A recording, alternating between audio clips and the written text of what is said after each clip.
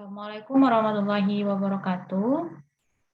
Eh, Pada channel saya Koedurum seri psikologi perkembangan hari ini, saya akan melanjutkan materi terkait dengan metode penelitian dalam psikologi perkembangan.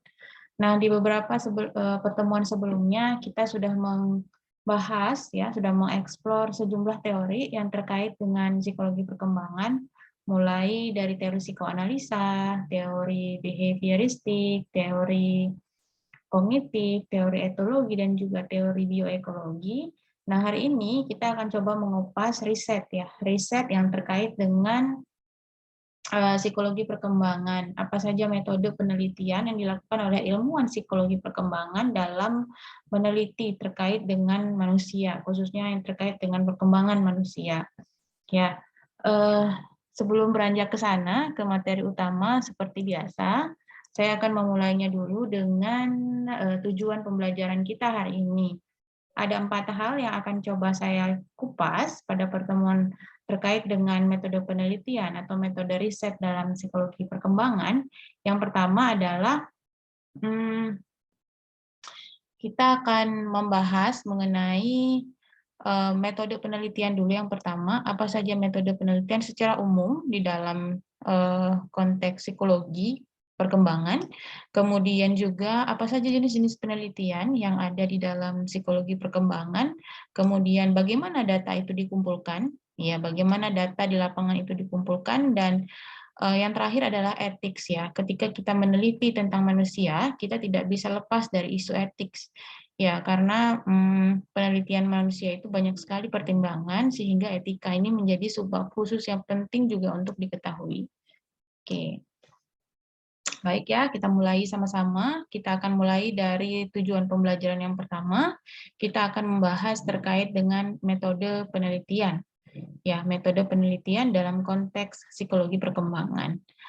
Sebelum ke sana, ini ada sebuah pertanyaan tidak perlu dijawab, hanya sebuah pertanyaan umum sebelum kita memulai materi Sebelumnya saya sudah membahas berbagai jenis teori yang sudah saya sampaikan tadi di awal, bahwa semua ilmuwan psikologi itu mereka melakukan riset, melakukan penelitian sebelum mereka membangun sebuah teori tentunya. Nah, bagaimana kemudian riset itu dilakukan sampai kemudian bisa menghasilkan sebuah teori yang kemudian dimanfaatkan sampai sekarang Nah, ini kemudian menjadi pertanyaan basic, pertanyaan dasar, kenapa riset itu penting. Kenapa penelitian itu penting? Karena dengan penelitian itulah kita bisa belajar, dengan penelitian itu kita bisa tahu bagaimana perkembangan manusia Meskipun tidak ada satu teori yang dikatakan sempurna, teori itu saling melengkapi satu sama lain, dan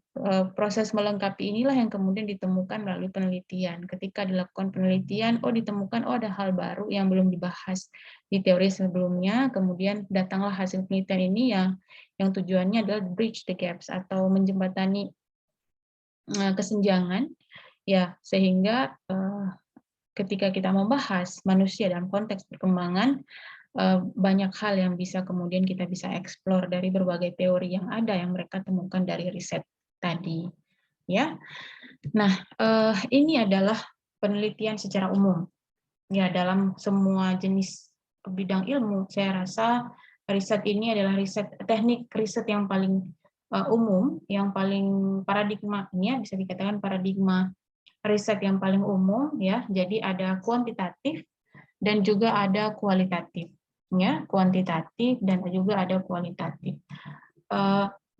Pada dasarnya perbedaan antara kedua paradigma ini adalah terletak pada data pada saat data dikumpulkan. Tapi jauh daripada itu sebenarnya ada banyak hal lain yang membedakan antara kedua paradigma ini, tapi secara umum yang paling mudah dilihat adalah dari data. Pada penelitian kuantitatif, datanya itu bersifat angka atau numerik. Sedangkan pada penelitian kualitatif, datanya itu bersifat non-numerik atau bukan angka. Contoh misalnya, pada penelitian kuantitatif, kita ingin melihat bagaimana stres yang dialami oleh seseorang. Kita tinggal memberikan dia angket, yang dimana di angket itu berisi sejumlah pertanyaan terkait dengan stres. Kemudian responden penelitian diminta untuk memberikan respon dari pilihan jawaban yang kita berikan.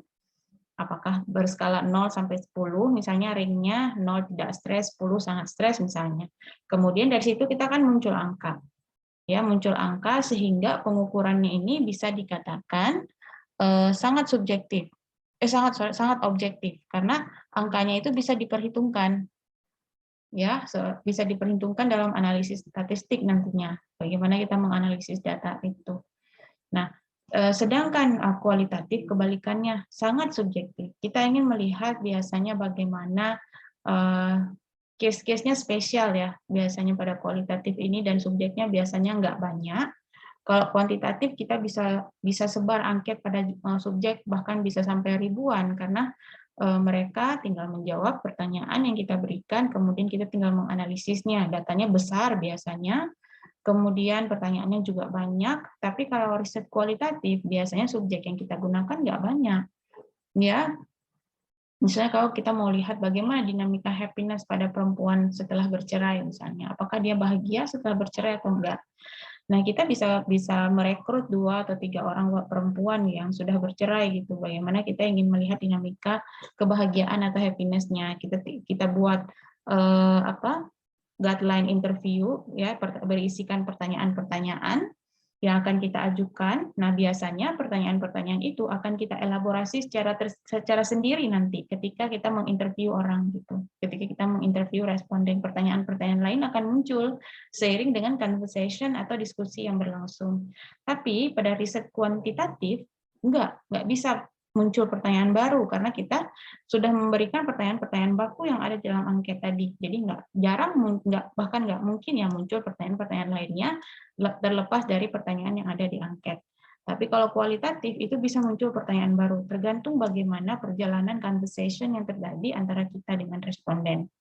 Seperti itu. Ya, ini paradigma umum dalam penelitian. Nanti dari masing-masing paradigma ini muncullah jenis-jenis penelitiannya, ya. Muncullah jenis-jenis penelitian kuantitatif ada berapa jenis, kualitatif ada berapa jenis gitu ya. Tapi ini awalnya ya. Jadi nanti kalian akan pelajari lebih rinci mungkin saat mengambil mata kuliah khusus terkait dengan metodologi penelitian. Ya, jadi ada 2 jenisnya. Yang pertama, 2 paradigma. Yang pertama adalah kuantitatif atau kualitatif, atau sering juga dikatakan dengan pendekatan ya, pendekatan kuantitatif dan juga pendekatan kualitatif. Baik. Berikutnya adalah bagaimana kemudian data-data penelitian itu dikumpulkan. Gimana sih kita cara ngumpulin data? Tentunya kalau kita mau ngumpulin data itu kita pakai alat. Ya, tools yang biasanya digunakan kalau dalam konteks psikologi yang paling umum adalah kita gunakan skala. Skala itu adalah angket atau kuesioner. Kemudian juga bisa menggunakan wawancara atau observasi. Atau misalnya satu lagi bisa juga menggunakan alat tes. Tapi alat tes biasanya mirip dengan kuesioner atau skala tadi karena ada beberapa alat tes yang bentuknya adalah inventory. Nah, itu gambaran secara umum ya, tapi kita akan lihat dulu dalam konteks psikologi perkembangan. Baik, sebelumnya yang ingin saya sampaikan dulu adalah ketika kita melakukan sebuah penelitian atau melakukan riset, biasanya yang pertama kita lakukan adalah kita merumuskan dulu apa sih problem yang kita temukan di lapangan sehingga membuat kita tertarik untuk melakukan penelitian. Kita melihat fenomena yang terjadi di masyarakat, melihat kok kenapa ya orang-orang cenderung nggak mau divaksin, misalnya. Apa masalahnya sehingga mereka nggak mau divaksin, padahal vaksinasi itu sehat, bisa mencegah mereka dari penyakit misalnya. Nah, kita menemukan identifikasi masalah masyarakat enggan divaksin. Nah, kemudian kita akan menelusuri penelitian-penelitian sebelumnya membahas terkait itu, misalnya. Atau yang lainnya, misalnya terkait dengan perkembangan. Kenapa sih remaja banyak melakukan atau banyak kita temukan juvenile delinquency atau kenakalan remaja? Kok kenapa ya? Di mana sumber masalahnya sehingga itu bisa terjadi? Kita lihat ya fenomena yang terjadi di lapangan. Secara teori mengatakan bahwa remaja itu mengalami krisis identitas. Kalau lihat pada teorinya Erikson yang tahap kelima ya, identity versus identity confusion. Apakah di sana yang menjadi sumber masalah sehingga banyak terjadi kenakalan remaja? Apa yang salah sehingga mereka bisa mengalami kenakalan remaja. Nah, kita akan melakukan riset kita akan melakukan review ya pada penelitian-penelitian sebelumnya yang terkait untuk mengetahui apa faktor-faktor yang menyebabkan kenakalan remaja itu terjadi misalnya.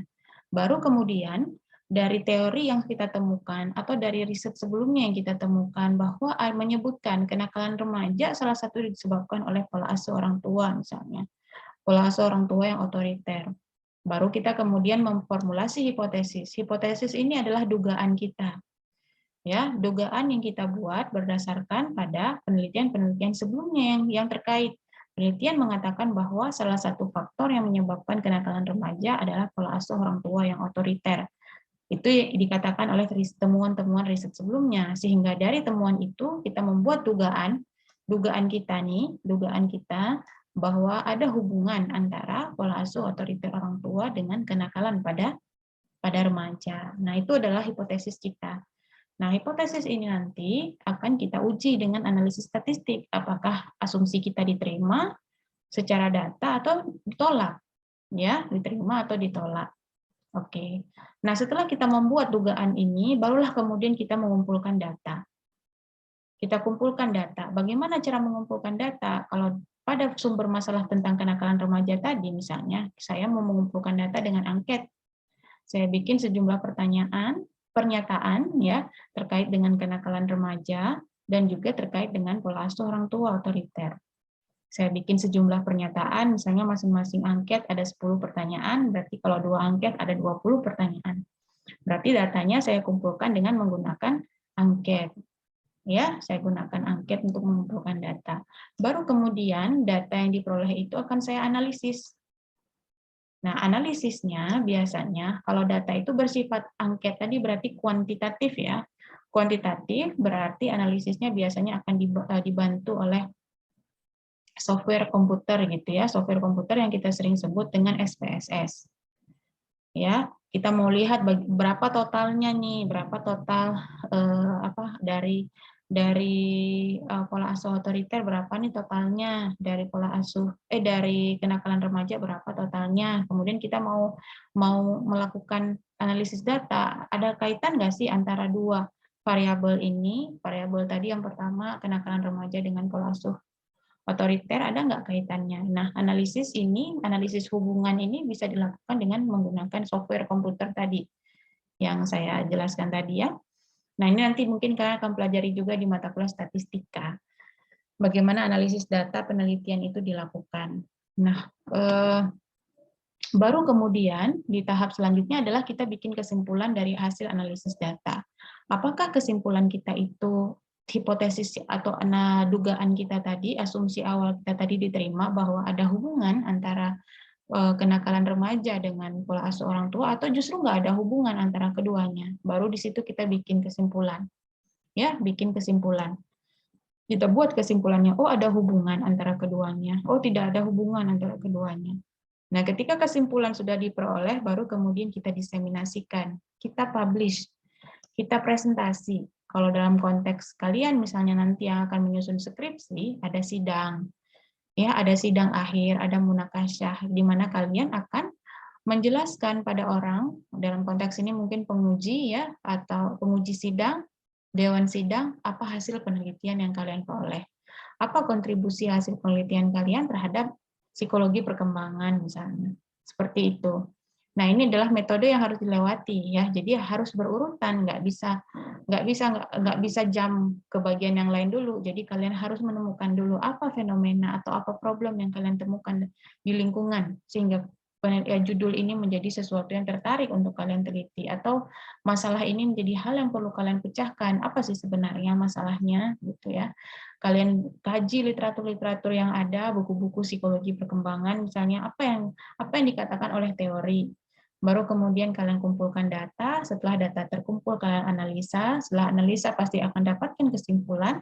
Setelah kesimpulan diperoleh, maka kalian akan mengatakan pada orang lain, melakukan diseminasi, akan mempresentasikan atau mempublikasikan temuan dari penelitian kalian. Nah, seperti itu. Nah, tadi di poin yang ketiga di sini, poin yang ketiga, saya sebutkan bahwa ada proses pengumpulan data. Kalau dalam konteks judul yang tadi saya sampaikan, bahwa saya menggunakan angket ya, kenakalan remaja dengan pola asuh orang tua. Saya berikan angket pada responden penelitian, berarti responden saya ini adalah remaja. Berarti data yang saya kumpulkan dengan menggunakan angket atau kuesioner. Ya, datanya menggunakan pendekatan kuantitatif. Nah, di sini saya akan jelaskan beberapa bentuk pengumpulan data yang lain. Ya, apa saja yang kemudian bisa kita gunakan sebagai sumber data kita? Apakah hanya melulu angket? Enggak juga. Banyak sumber-sumber lain yang bisa kita jadikan sebagai basis dari data kita. Ya, nah ini ya. Yang pertama adalah laporan pribadi. Dalam konteks penelitian kualitatif, ya, dalam konteks penelitian kualitatif yang dia bukan angka ya, ingat aja kualitatif itu bukan angka. Diari atau buku harian itu bisa jadi sumber data. Ya, kemudian teknik visual itu dari hasil observasi, ya, dari hasil observasi, kemudian bisa juga dari wawancara. Yang lainnya yang tadi saya sebutkan ada angket. Angket ini adalah dari pendekatan kuantitatif. Jadi ini bisa jadi sumber data semua nih, diari, kemudian observasi, wawancara, angket, itu semua jadi sumber data. Nah, kemudian yang kedua, ada observasi naturalistik. Dalam konteks penelitian, misalnya eksperimen, kita ingin melihat bagaimana agresivitas pada anak, misalnya. Ya, kita nggak bisa melihat dia atau memberikan dia pertanyaan ya, karena anak-anak belum mampu untuk menjawab pertanyaan-pertanyaan di kertas karena kemampuan kognitif mereka yang belum berkembang, yang belum sampai ke sana gitu. Jadi biasanya kita akan menggunakan teknik observasi naturalistik. Ya, di mana kita bisa observasi dia ketika dia sedang bermain dengan kawan-kawannya di sekolah misalnya. Atau kita lihat bagaimana interaksi dia dengan saudara kandungnya misalnya. Jadi nggak ada pengaturan ya. Jadi memang natural, terjadi apa adanya ya, terjadi secara alamiah, dan kita tidak melakukan manipulasi apapun. Kita tidak memanipulasi perilaku responden, enggak. Dia berperilaku sebagaimana mestinya. Dari situ kemudian kita bisa lihat, oh seperti ini perilaku dia, oh begini agresivitasnya. Nah ini namanya observasi naturalistik. Kemudian ada juga observasi laboratorium. Nah, observasi laboratorium, kalau kalian masih ingat penelitiannya Pavlov pada anjing. Ya, anjing dimasukkan ke dalam lab, kemudian diobservasi bagaimana perilaku dia ketika diperlihatkan makanan. Nah, di sini Pavlov melakukan manipulasi, artinya dia diperlihatkan makanan, dibunyikan lonceng, itu adalah bentuk manipulasi atau perlakuan yang dilakukan oleh Pavlov untuk melihat bagaimana respon yang diberikan oleh anjing tadi. Atau penelitian yang dilakukan pada Little Albert, kalau kalian masih ingat. Ya, itu juga dilakukan di dalam laboratorium, walaupun tidak dalam laboratorium seperti dilakukan pada hewan ya, tapi itu kan penelitian yang kemudian diberikan perlakuan pada Albert, ya, diperlihatkan tikus, kemudian dipasangkan dengan stimulus suara keras. Di sini kan ada usaha Watson untuk memanipulasi atau memberikan perlakuan pada Albert gitu. Nah, ini contohnya, itu juga data, ya, itu juga data. Kemudian dari data itu kan bisa kelihatan sebelum diperdengarkan bunyi suara keras, perilaku Albert seperti apa. Kemudian setelah diperdengarkan suara keras, perilaku Albert seperti apa. Kemudian kita bisa bandingkan, oh ada perubahan seperti itu. Nah, pengumpulan data atau bentuk data yang lain juga bisa dilakukan dengan pengukuran perilaku performance. Nah, biasanya ini bisa dilakukan juga dengan menggunakan alat tes, ya, alat tes psikologi. Misalnya kita mau lihat bagaimana intelijensi pada anak-anak yang SD misalnya, ketika mereka melakukan tes kesiapan sekolah. Di sana kan biasanya ada tes, salah satunya tes intelijensi. Di sana kita akan coba menilai pengetahuan mereka, kompetensi mereka, kemudian respon fisik bagaimana, kemampuan motorik mereka, misalnya menggunakan tes Binet ya, di sana ada meronce, mereka memasukkan seperti apa namanya mutiara ke dalam benang gitu, kita bisa melihat bagaimana motorik halusnya ya, fine motoriknya. Nah, di sini kita bisa menilai, itu juga menjadi sumber data kita ketika melakukan riset penelitian misalnya.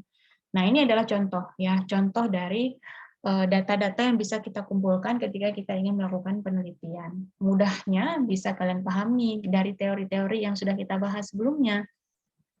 bagaimana para ahli perkembangan, para ilmuwan perkembangan menemukan hasil temuan mereka. Nah, itulah bentuk-bentuk penelitian atau riset yang datanya itu mereka kumpulkan baik dari manusia maupun dari hewan sendiri gitu.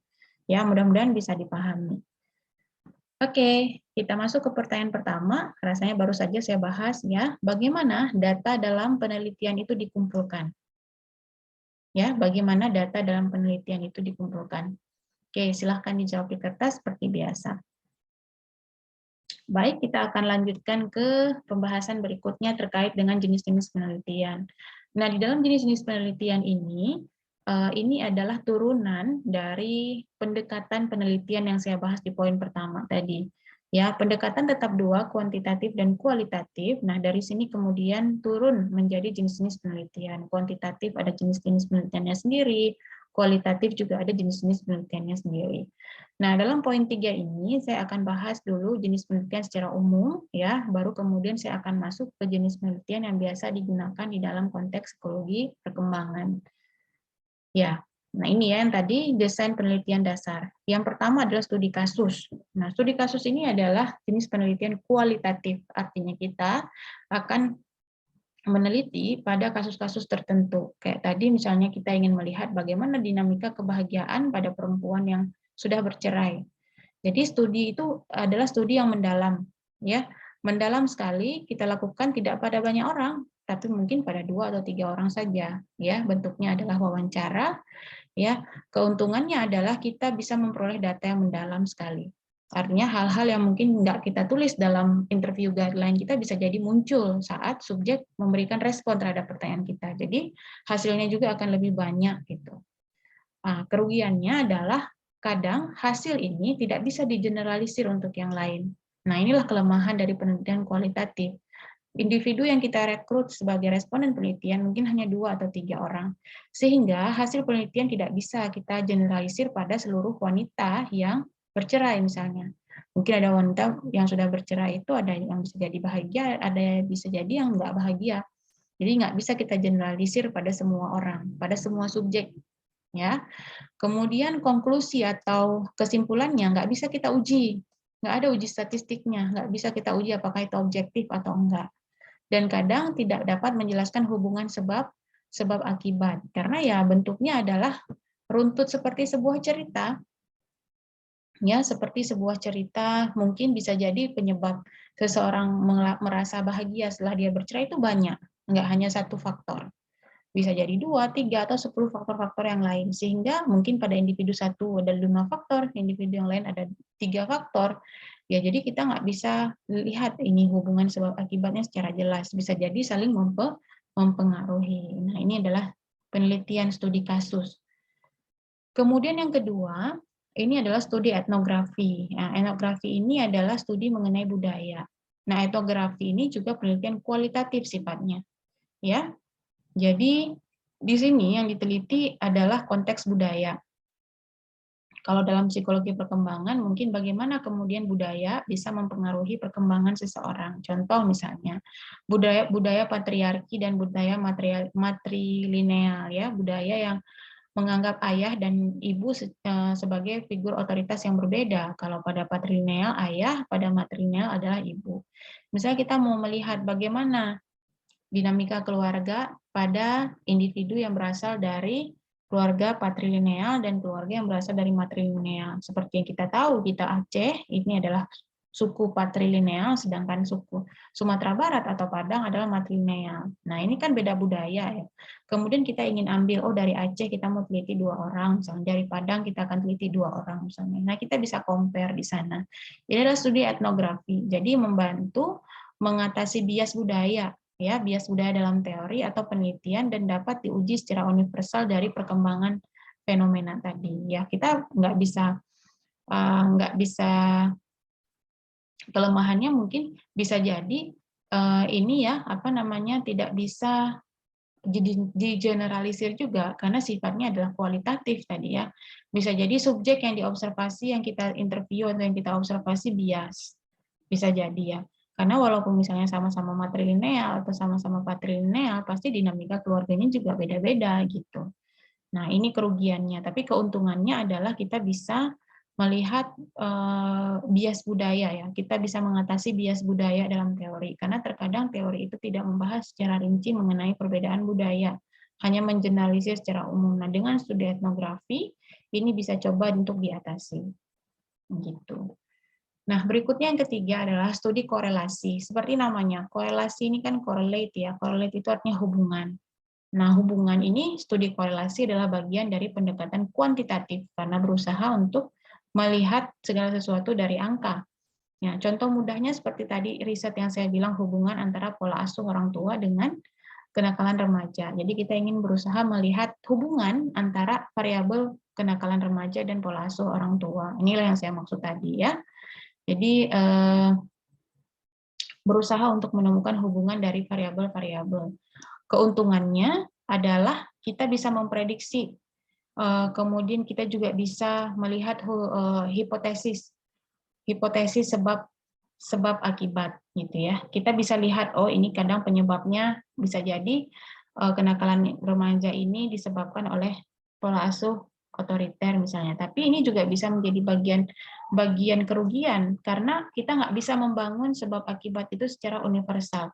Bisa jadi misalnya kenakalan remaja disebabkan oleh pola asuh orang tua otoriter. Bisa jadi bukan pola asuh orang tua otoriter, misalnya hubungan atau komunikasi antara orang tua dan anak yang tidak sehat, misalnya seperti itu. Ya, dan kan komunikasi itu kan bagian dari pola asuh juga. Jadi kita nggak bisa lihat secara rinci sebenarnya penyebabnya apa sih gitu, secara lebih mendalam. Karena kita sudah membangun dua variabel yang mau kita teliti tadi. Ya, kita sudah menyebutkan dua variabel itu dan mengabaikan variabel-variabel yang lain. Beda dalam konteks penelitian kualitatif, dia menyebutkan satu variabel tapi tidak memungkiri hadirnya variabel-variabel lain. Jadi, variabel lain ikut juga dilihat. Kalau dalam konteks kuantitatif, kita sudah menyebutkan berapa variabel yang mau kita teliti, sehingga variabel-variabel lain yang mungkin muncul, ya itu diabaikan. Nah, ini kemudian makanya dikatakan tidak bisa membangun hubungan sebab akibat dengan universal pada penelitian korelasi. Itu ya. Kemudian berikutnya adalah penelitian eksperimen sesuai dengan namanya. Penelitian eksperimen ini sebagian mungkin dilakukan di laboratorium, konteksnya memang seperti laboratorium, bisa jadi juga di lapangan gitu ya. Nah, poinnya adalah dalam penelitian eksperimen ini yang paling penting ada dua kelompok. Itu yang harus dulu dipahami bahwa ada kelompok eksperimen dan ada kelompok kontrol. Ya. Ada kelompok eksperimen dan ada kelompok kontrol. Nah, kelompok kontrol ini adalah kelompok yang menjadi kontrol terhadap atau menjadi pengendali. Misalnya kita mau meneliti bagaimana pengaruh pemberian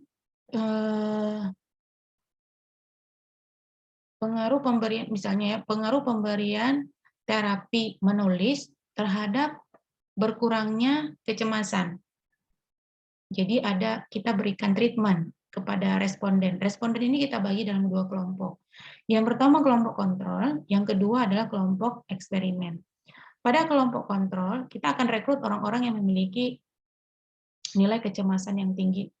Ya, kita akan rekrut orang-orang yang memiliki nilai kecemasan tinggi. Untuk merekrut orang dengan nilai kecemasan tinggi, tentunya kita akan butuh angket ya untuk melakukan screening, apakah dia tinggi atau rendah kecemasannya. Nah, yang rendah kita tidak masukkan dalam penelitian, kita hanya ambil mereka yang memiliki kecemasan yang tinggi berdasarkan screening test tadi. Nah, dari hasil screening test tadi, kemudian kita bagi dalam dua kelompok. 10 orang misalnya kita masukkan dalam kelompok eksperimen, dan 10 orang lagi kita masukkan dalam kelompok kontrol.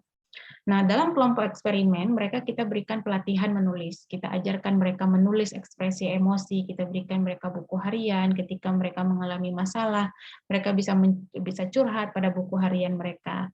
Sedangkan pada kelompok kontrol, mereka juga mengalami kecemasan, tapi kita tidak berikan pelatihan menulis.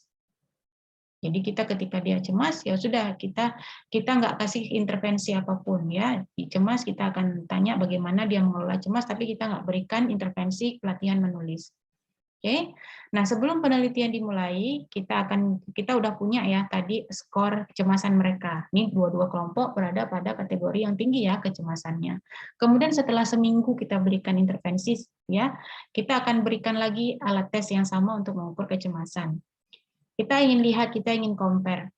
Ada nggak penurunan kecemasan pada kelompok eksperimen? Karena kelompok eksperimen tadi sudah kita kasih pelatihan menulis. Oh, ternyata ada penurunan kecemasan secara signifikan pada kelompok eksperimen dibandingkan kelompok kontrol. Kelompok kontrol tidak mengalami penurunan karena nggak diberikan treatment apapun, nggak diberikan terapi apapun. Nah, di sini kita bisa bilang bahwa pelatihan menulis tadi atau treatment menulis tadi, terapi menulis tadi efektif untuk menurunkan kecemasan, seperti itu. Ya, jadi basicnya adalah harus ada dua kelompok, kelompok kontrol dan kelompok eksperimen. Nah, kadang-kadang hubungan sebab akibat menjadi lebih jelas ya di sini ya. Jelas sekali terlihat hubungan sebab akibatnya karena memang kita memberikan sebuah intervensi atau memberikan sebuah perlakuan gitu. Nah, kadang-kadang kerugiannya adalah temuan yang kita temukan itu mungkin bisa jadi tidak bisa kita generalisir, apalagi kalau memang dilakukan memang dalam konteks laboratorium yang sesungguhnya gitu, kayak penelitian psikologi kognitif yang biasanya memang subjek memang dimasukkan ke dalam laboratorium khusus gitu ya. Nah, sulit untuk generalisir pada mereka yang berada di luar laboratorium. Atau dalam konteks menulis tadi, menulis terapi menulis. Mungkin kita bisa lihat efektif ketika sedang diberikan terapi menulis. Tapi setelah itu, ketika misalnya penelitian telah selesai dilakukan, apakah terapi ini kemudian akan bertahan lama untuk mengurangi kecemasan atau enggak? Nah, di situ kadang butuh lagi follow up kita. Jadi prosesnya akan panjang ketika melakukan eksperimen. Nah, kayak gini ya. Nah, ini beberapa jenis penelitian. Nah, eksperimen ini masuk ke dalam kategori penelitian kuantitatif karena bentuknya adalah angka. Kayak tadi saya bilang ya, kita ingin mengcompare nilai kecemasan sebelum dan sesudah diberikan pelatihan. Pasti komparasi atau perbandingannya itu adalah dengan menggunakan angka. Oh, naik atau turun seperti itu. Ya. Oke. Nah, kenapa nih pertanyaan yang kedua? Mengapa desain eksperimen unggul dibandingkan dengan teknik yang lainnya? Oke, silahkan jelaskan. Tadi sempat saya singgung ya, kenapa sih desain eksperimen itu lebih unggul dibandingkan dengan desain-desain atau teknik penelitian yang lain? Baik, nah kita akan masuk ke desain penelitian dalam psikologi perkembangan. Apa aja? Yang pertama, cross-sectional. Nah, cross-sectional ini adalah studi yang mendesain untuk menguji hubungan perbedaan usia, yakni individu-individu yang beda usia diuji dalam satu kesempatan. Misalnya, saya mau lihat perkembangan kognitif pada anak. Saya akan kumpulkan anak-anak yang usia 1 tahun, usia 2 tahun, usia 3 tahun dalam waktu yang sama. Misalnya di tahun 2022 kayak sekarang. Saya kumpulin anak-anak di usia 1, 2, dan 3. Artinya ya. Jadi dalam satu waktu, dalam tahun 2022 ini, saya bisa dapatkan 3 kelompok usia sekaligus gitu. Ya, nah keuntungannya adalah bisa jadi saya bisa mendapatkan persamaan dan perbedaan. Jadi persamaan dan perbedaan perkembangan kognitif pada anak usia 1 tahun, 2 tahun, 3 tahun. Ini anak yang beda-beda, ya, anak yang beda-beda, anak yang nggak sama ya, anak yang nggak sama usia 1, 2, dan 3. Saya bisa dapatkan persamaan perkembangan kognitif anak umur 1, 2, 3 tahun gimana, perbedaannya apa gitu. Bisa dilakukan dengan lebih cepat, kemudian lebih ekonomis, ya, dan nggak perlu diulang-ulang tesnya tentunya ya, karena saya lakukan dalam waktu yang bersamaan. Tapi ada kerugiannya, ya, ada kerugiannya karena saya menggunakan individu yang berbeda, ya, artinya saya ingin melihat perbedaan perkembangan kognitif tadi kan individu yang berbeda nih, anak di kelompok 1 tahun, anak di kelompok 2 tahun, anak di kelompok 3 tahun, ini kan individu yang beda-beda. Bisa jadi karena ini anak-anak yang berbeda, akhirnya nanti akan kacau ya, karena setiap anak itu kan bisa jadi punya pengalaman yang beda-beda yang menentukan perkembangan kognitif mereka. Bisa jadi stimulasi orang tuanya beda-beda, ya nggak? Stimulasi orang tuanya beda-beda, kemudian juga perbedaan usia meskipun mereka sama-sama 1 tahun, bisa jadi ada yang 1 tahun 1 bulan, 1 tahun 2 bulan, seperti yang kita tahu ya, anak beda sebulan aja perkembangannya jauh sekali pesat bedanya. Nah ini terkadang menjadi kelemahan dalam penelitian cross sectional, ya, cross sectional. Nah ini ya, jadi dalam satu waktu kita teliti beberapa kelompok. Nah bedanya dengan studi longitudinal. Nah, studi longitudinal ini saya teliti misalnya satu anak atau dua anak dalam waktu yang berkepanjangan. Saya teliti dia ketika dia 1 tahun, dia terus berkembang sampai dia 2 tahun, sampai dia 3 tahun. Akhirnya ketika saya ingin melihat perkembangan kognitif usia anak 1, 2, 3 tahun, saya butuh waktu 3 tahun. Karena saya nungguin dia sampai besar nih. Sampai dia umur setahun, saya lihat lagi umur dia 2 tahun, saya lihat lagi umur dia 3 tahun, saya lihat lagi. Saya butuh 3 tahun. Kalau tadi di penelitian cross sectional, saya ingin lihat perbedaan perkembangan kognitif anak usia 1-3 tahun, saya tinggal kumpulin anak-anak usia 1, 2, 3. Saya bisa lakukan itu dalam 1 tahun. Itu penelitian cross sectional. Tapi kalau longitudinal saya nggak bisa lakukan itu, ya.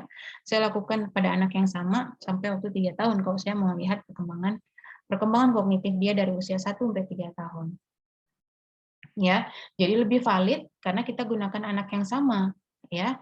Jadi perbedaan usia nggak jadi masalah, ya, bisa jadi karena dia anak yang sama. Kalau tadi kan perbedaan usia beda-beda anak kan akan menimbulkan bias, oke.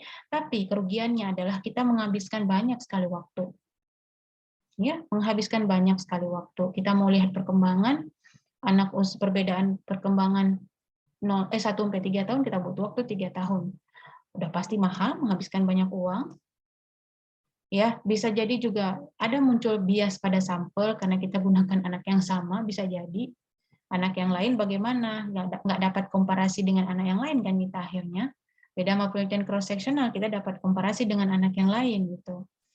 Ya, anak yang usianya sama-sama setahun, jadi ya kayak cross sectional anak usia 1 tahun kita buat dalam satu kelompok. Nah, kita bisa lihat juga bagaimana dinamika perkembangan kognitif anak usia setahun nih, tahun 1 bulan, tahun 2 bulan. Meskipun beda 1 bulan pasti ada perbedaannya. Kita bisa lihat jelas. Kalau ini kan kita nggak punya komparasi.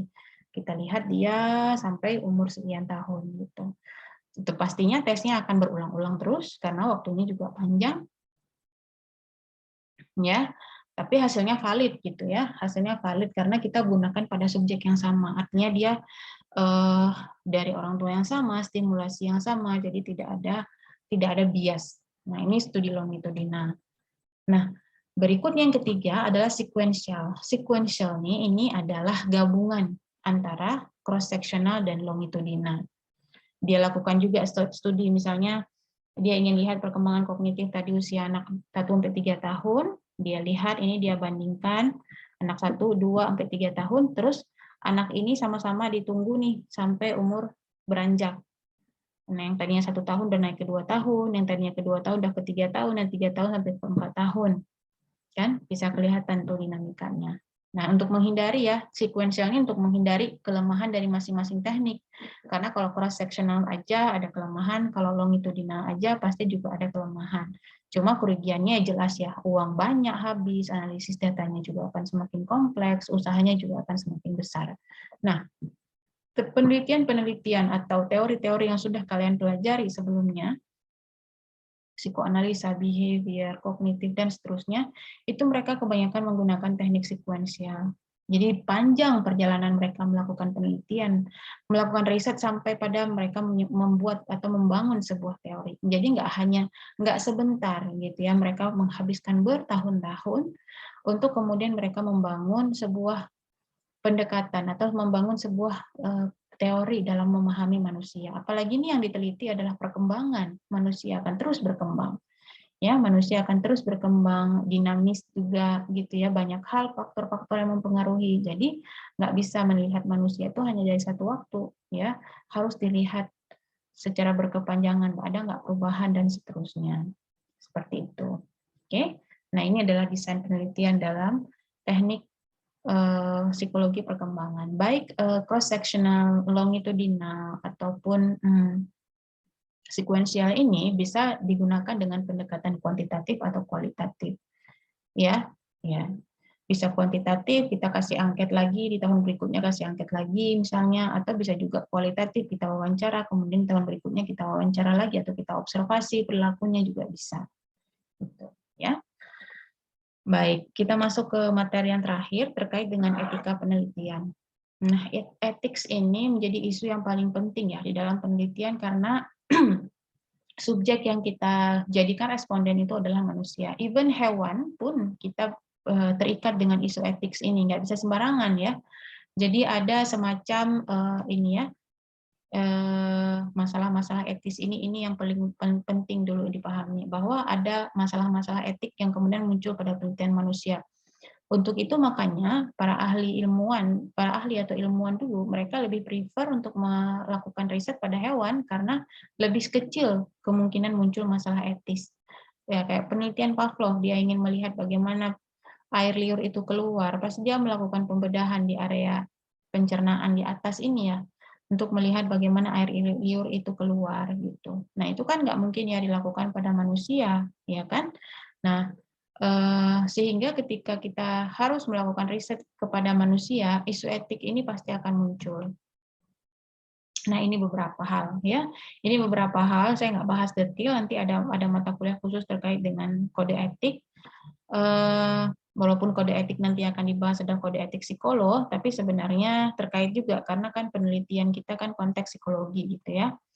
Jadi isu-isu etik ini biasanya untuk mengatasi atau untuk menghargai responden kita sebagai sesama manusia gitu ya. Ada hal-hal ketika misalnya kita ingin melihat kecemasan mereka, kayak tadi saya bilang, bisa jadi itu membangkitkan pengalaman-pengalaman masa lalu yang buruk, sehingga kita harus mengantisipasi itu. Atau misalnya kita ingin melihat bagaimana dinamika kebahagiaan, dia harus merecall kembali pengalaman masa lalunya ketika bercerita dengan kita. Nah, kita juga harus menyediakan layanan konseling kalau misalnya memang diperlukan gitu. Oke, nah ini. Kemudian sebelum penelitian dimulai, biasanya kita ada semacam informed consent. Nah, informed consent itu adalah semacam perjanjian tertulis yang harus ditandatangani oleh responden bahwa dia bersedia menjadi responden penelitian kita.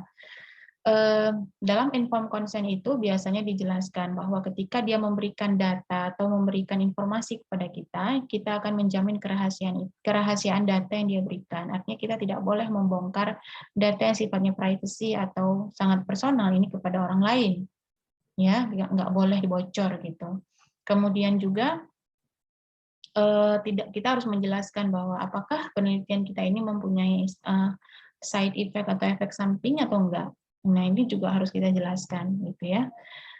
Jika kita melakukan penelitian-penelitian pada anak ya, pada anak di bawah 17 tahun, biasanya izin itu harus kita dapatkan dari orang tua atau wali mereka. Boleh nggak anaknya ini kita rekrut menjadi responden dalam penelitian kita. Jadi nggak boleh sembarangan karena itu terkait dengan kesejahteraan anak tadi. Ya, karena dia di bawah 17 tahun berarti tanggung jawabnya masih dari orang tuanya. Jadi nggak boleh sembarangan kita ketika merekrut subjek anak gitu ya. Jadi kita harus perhatikan isu kesejahteraan tadi. Nah, ini hal-hal beberapa isu etik yang perlu kita jelaskan kepada responden, dan subjek juga harus tahu tujuan penelitian ini untuk apa. Jadi kita nggak boleh bohong gitu. Jikapun misalnya ada sesuatu yang harus kita tutupi dulu untuk menghindari bias penelitian, terutama dalam penelitian eksperimen, mungkin kita nggak bisa katakan itu apa tujuannya, agar subjek tidak bias ketika kita lakukan penelitian. Biasanya di akhir penelitian ada yang disebut dengan debrief. Kita debriefing dia, kita sampaikan bahwa tujuan penelitian yang sudah kita lalui sebelumnya itu tujuannya untuk ini, sehingga dia tahu oh ini tujuannya. Dan ini tidak menimbulkan bias ya, karena sudah kita lakukan, dan debrief ini biasanya dilakukan di akhir ketika penelitian sudah selesai, sehingga bias tadi bisa diatasi. Seperti itu ya. Ini beberapa isu etik yang muncul dalam konteks penelitian perkembangan manusia. Oke, ini ya pertanyaan terakhir. Mengapa etika itu penting dalam penelitian? Nah, silahkan dijawab di kertas seperti biasa.